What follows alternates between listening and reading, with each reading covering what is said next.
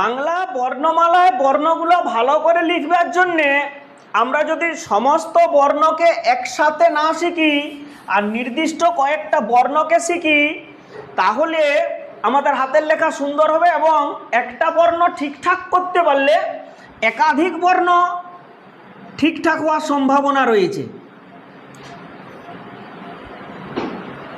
এটি কি লিখলাম? ব। এই ব বর্ণটাকে ব্যবহার করে চেষ্টা করছি একাধিক বর্ণ ভালো করার, যদিও এটার থেকে অনেক ভালো লেখা যেতেই পারে। ক। তারপরে লিখছি অন্য আরেকটা বর্ণ, এই বর্ণটাই ছিল, এইখানে একটা বিন্দু যোগ করলাম,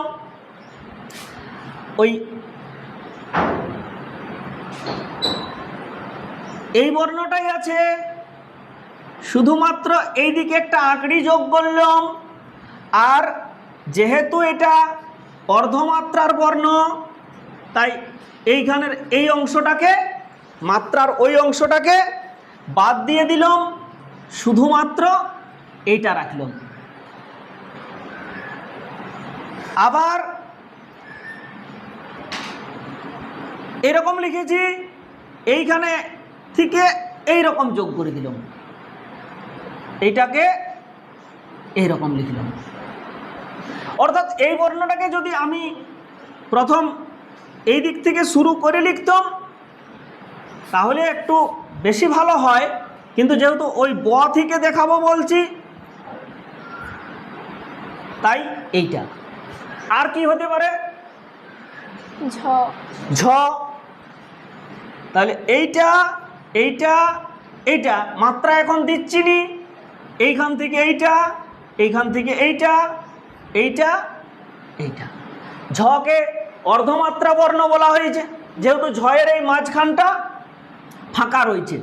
তাহলে ঝটাকে যদি আমি অর্ধমাত্রা ধরে আবার লিখতে যাই, যখন আমি শিখে যাব তখন এইটা লিখব, বা একটু বড় করে যদি লিখি, এইটা, এইটা, এইটা, এইটা, এইটা, এইটা, এইটা। তাহলে মূল কথা দাঁড়ালো কি, যদি বকে ভালো করে লিখতে পারি, বকে যদি ভালো করে লিখতে পারি, তাহলে কি হয়েছে? ক ভালো হয়ে যাবে, র ভালো হয়ে যাবে, ধ ভালো হয়ে যাবে, রি ভালো হয়ে যাবে, ঝ ভালো হয়ে যাবে। তার মানে কি, একটা বর্ণ ভালো করলে একটা, দুটা, তিনটা, চারটা, পাঁচটা, আর নিজে মোট 6টা বর্ণ ভালো লেখা যাবে।